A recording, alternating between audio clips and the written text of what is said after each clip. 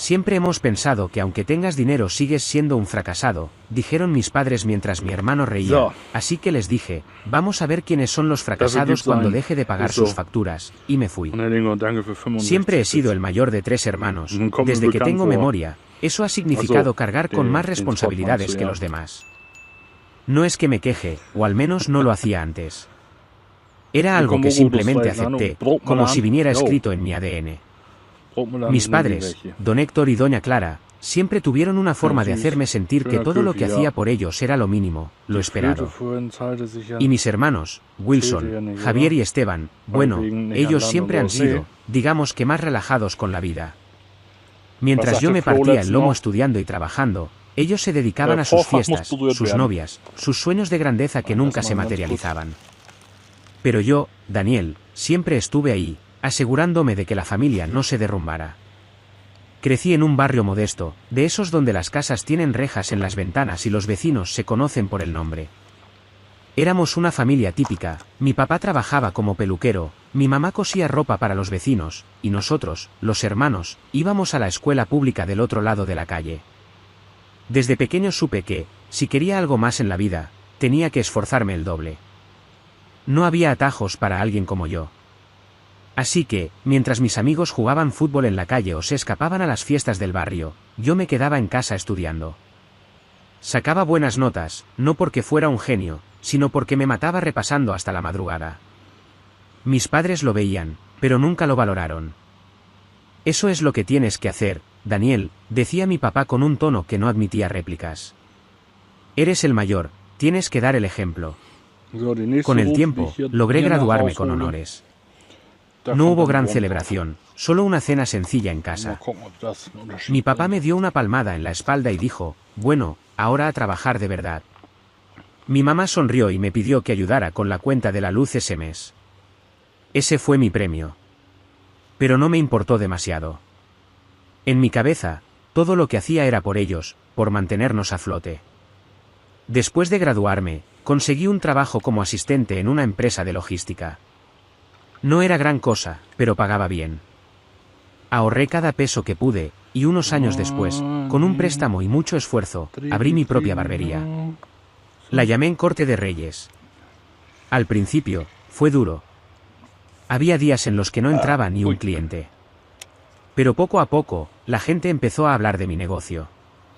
Contraté a 2 barberos más, decoré el lugar con un estilo moderno, y pronto la barbería se convirtió en un punto de referencia en el barrio. Los fines de semana, había fila afuera. Empecé a ganar dinero, más de lo que nunca imaginé. Por primera vez, sentí que todo mi esfuerzo valía la pena.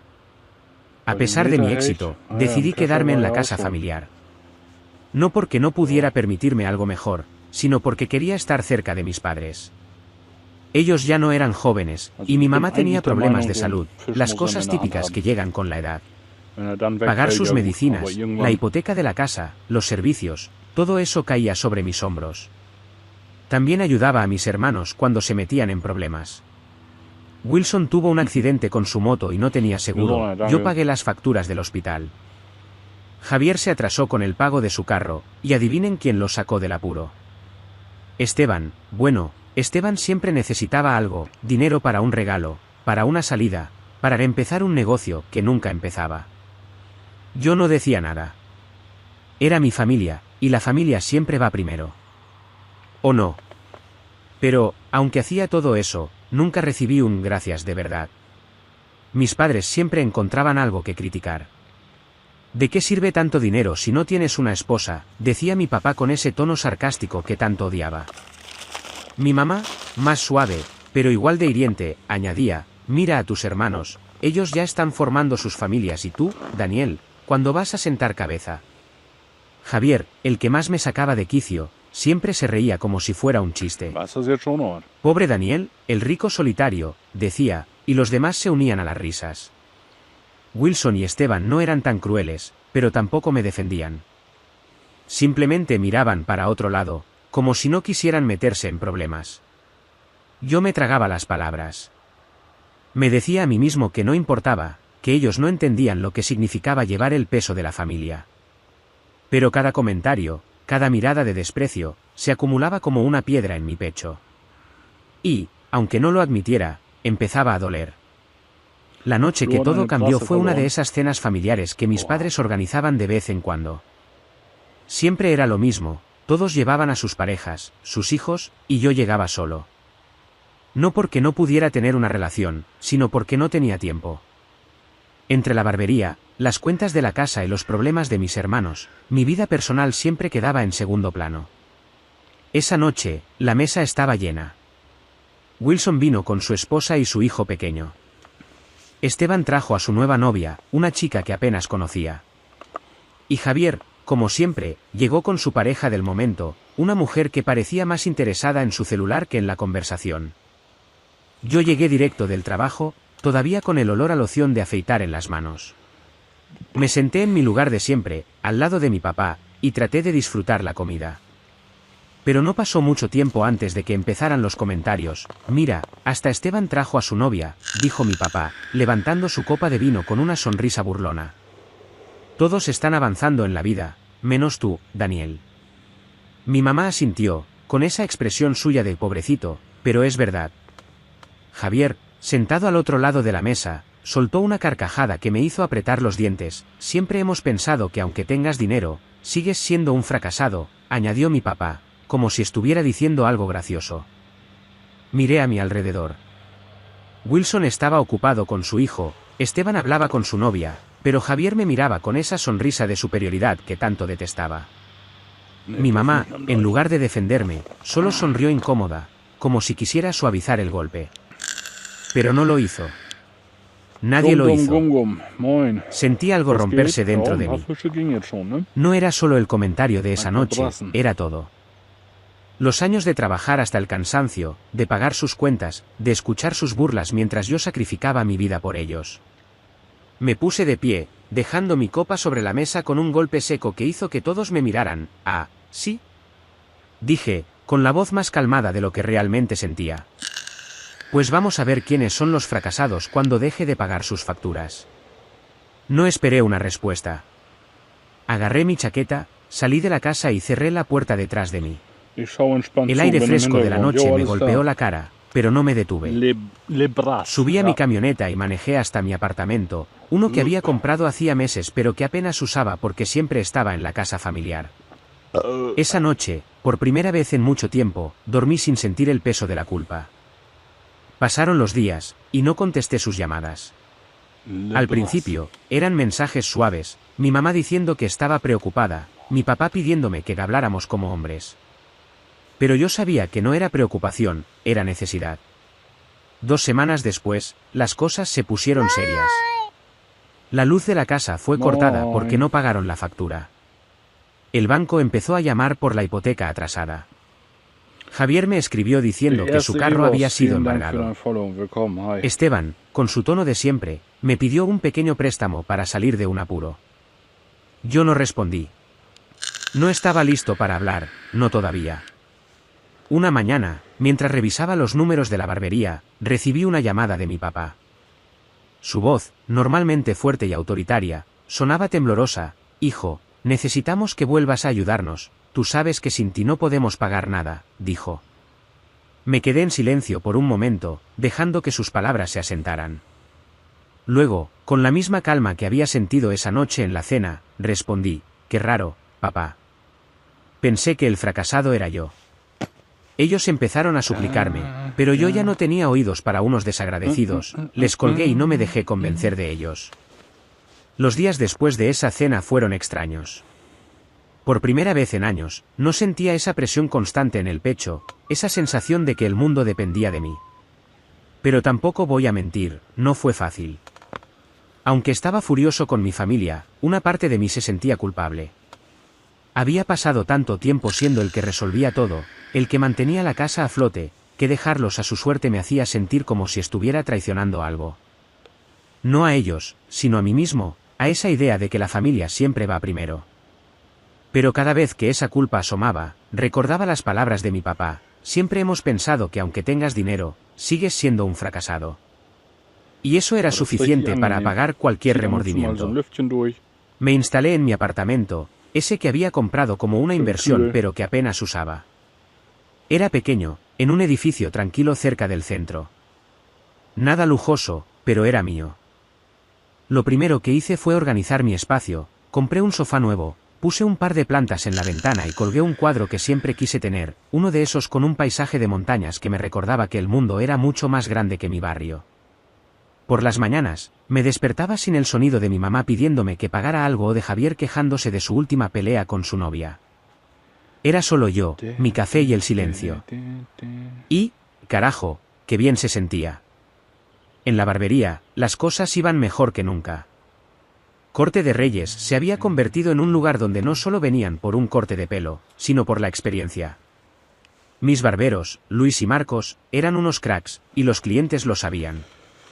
Habíamos empezado a ofrecer servicios nuevos, como afeitados con navaja y tratamientos para la barba. Incluso puse una máquina de café en la esquina para que los que esperaban estuvieran cómodos. Los fines de semana, el lugar estaba a reventar, y los números en el banco lo reflejaban. Por primera vez, empecé a guardar dinero para mí, no para la hipoteca de mis padres o las deudas de mis hermanos. Me di cuenta de que, durante años, había estado viviendo para otros, y eso tenía que cambiar. Pero, mientras yo empezaba a disfrutar de mi nueva vida, las cosas en la casa familiar se estaban cayendo a pedazos. No lo supe de inmediato, porque ignoré sus mensajes durante las primeras 2 semanas. Bloqueé los números de mis padres y mis hermanos en mi celular, no porque quisiera ser cruel, sino porque necesitaba espacio. Sin embargo, las noticias llegaron por otros lados. Un tío me contó que habían cortado la luz en casa de mis padres porque no pagaron la factura. Luego, me dijo que el banco estaba mandando cartas de advertencia por la hipoteca atrasada. Y Javier, bueno, Javier se había quedado sin carro porque no pudo pagar las cuotas y se lo embargaron. Cada pedazo de información era como una pequeña victoria, pero también una punzada de tristeza. No porque me arrepintiera, sino porque me dolía ver cómo todo lo que había construido para ellos se desmoronaba tan rápido. La primera llamada que contesté fue la de mi papá, unas 3 semanas después de la cena. Estaba en la barbería, revisando el inventario, cuando mi celular vibró. Vi su nombre en la pantalla y, por un momento, casi lo ignoro otra vez. Pero algo en mí quiso escuchar qué tenía que decir. Descolgué y puse el altavoz mientras seguía contando las botellas de loción. Daniel, hijo, ¿dónde estás? Su voz no tenía la fuerza de siempre. Sonaba cansada, casi desesperada, trabajando, como siempre, respondí, seco, hijo, necesitamos hablar. Las cosas no están bien aquí, ¿qué pasó, papá? Pregunté, aunque ya sabía la respuesta, es la casa, Daniel. La luz, el agua, el banco no para de llamar. Y tu mamá, sus medicinas, no sabemos qué hacer. Me quedé en silencio, dejando que sus palabras flotaran en el aire. Una parte de mí quería gritarle, recordarle todas las veces que me llamó fracasado, todas las noches que me quedé despierto trabajando para que ellos tuvieran luz, agua, medicinas. Pero no lo hice. En cambio, dije lo que llevaba semanas queriendo decir, y me llamaban fracasado a mí. Mírense, les dije que iban a saber qué era vivir sin mi dinero, sin el dinero del fracasado. Se quedó callado. Por primera vez en mi vida, mi papá no tuvo una respuesta rápida, ninguna frase sarcástica para lanzarme. Solo escuché su respiración, pesada, al otro lado de la línea. Daniel, por favor, empezó a decir, pero lo interrumpí. No, papá. Durante años pagué todo. La casa, las medicinas, las deudas de Javier, los caprichos de Esteban. ¿Y qué recibí a cambio? Burlas. Risas. Que me dijeran que no valía nada porque no tenía una esposa o hijos. ¿Y ahora me llamas porque no tienen luz? Resuélvanlo ustedes. Colgué sin esperar su respuesta. Mi corazón latía rápido, pero no de culpa, sino de algo que no había sentido en mucho tiempo, poder. Por primera vez, yo tenía el control. Esa misma semana, mi hermano Javier me buscó en la barbería. Era un viernes por la tarde, y el lugar estaba lleno. Los clientes charlaban, la música sonaba suave de fondo, y Luis estaba dándole los toques finales a un corte impecable. Yo estaba en la caja, revisando las citas del día, cuando vi a Javier entrar. Venía con esa cara de siempre, esa mezcla de arrogancia y falsa humildad que usaba cuando necesitaba algo. Hermano, ¿podemos hablar? Dijo, Apoyándose en el mostrador como si fuera el dueño del lugar. Estoy ocupado, respondí sin mirarlo. ¿Qué quieres? Oye, no te pongas así. Es serio. El banco me quitó el carro, y, bueno, necesito un poco de ayuda. Lo miré por primera vez. Tenía ojeras, la ropa arrugada, y esa sonrisa suya que normalmente me sacaba de quicio no estaba por ningún lado. Por un segundo, sentí lástima. Pero luego recordé todas las veces que se rió de mí, todas las veces que me llamó el rico solitario mientras yo pagaba sus deudas. ¿Ayuda?, dije, cruzándome de brazos. ¿Y por qué no le pides a tu novia? O a papá, ya que ellos saben tanto de lo que es ser exitoso? Vamos, Daniel, no seas así. Sabes que no tengo a dónde ir. El carro era mi forma de trabajar, de moverme. Sin eso, estoy mal. Mal estabas cuando dependías de mí para todo, respondí, sin bajar la mirada. ¿Sabes cuántas veces pagué tus cuotas? ¿Cuántas veces te saqué de problemas? ¿Y tú? ¿Qué hacías? Reírte en mi cara. Decir que era un fracasado. ¿Y ahora qué, Javier? ¿Quién es el fracasado? Se quedó callado, mirando al suelo. Los clientes a nuestro alrededor fingían no escuchar, pero sabía que todos estaban atentos. Javier apretó los puños, como si quisiera decir algo, pero no lo hizo. Solo dio media vuelta y salió de la barbería sin decir una palabra más. Esa noche, mientras cerraba el negocio, me sentí más ligero. No era solo haberle dicho la verdad a Javier, era darme cuenta de que ya no tenía que cargar con él. Ni con él, ni con nadie. Un mes después de la cena, me enteré de que las cosas en la casa familiar estaban peor de lo que imaginaba. Supe que el banco había dado un ultimátum por la hipoteca atrasada, que mi mamá no había podido comprar sus medicinas, que Javier se había ido a vivir con un amigo porque no tenía dónde quedarse, y que Esteban seguía en las mismas, pero ahora sin un peso en el bolsillo. ¿Y Wilson? Me pregunté a mí mismo, porque él era el único que a veces parecía tener algo de sentido común. Pero incluso él, con su esposa y su hijo pequeño, no podía cargar con todo. Supe que estaba tratando de ayudar, pero no le alcanzaba. Suspiré, sentado en el sofá de mi apartamento. Una parte de mí, esa que siempre había sido el hijo mayor responsable, quiso correr a arreglarlo todo, como lo había hecho durante años. Pero entonces recordé las veces que me senté en esa mesa, escuchando las burlas de mi papá, las risas de Javier, el silencio cómplice de mi mamá. No más, me dije, apretando los puños. Ya no iba a ser su salvador. Aún así, no voy a mentir, algo en mí se removió. Mi mamá, con su sonrisa tímida y sus comentarios que cortaban como cuchillo, siempre había sido un enigma. Quería creer que en el fondo me quería, que valoraba todo lo que hice por ellos, pero sus acciones decían otra cosa.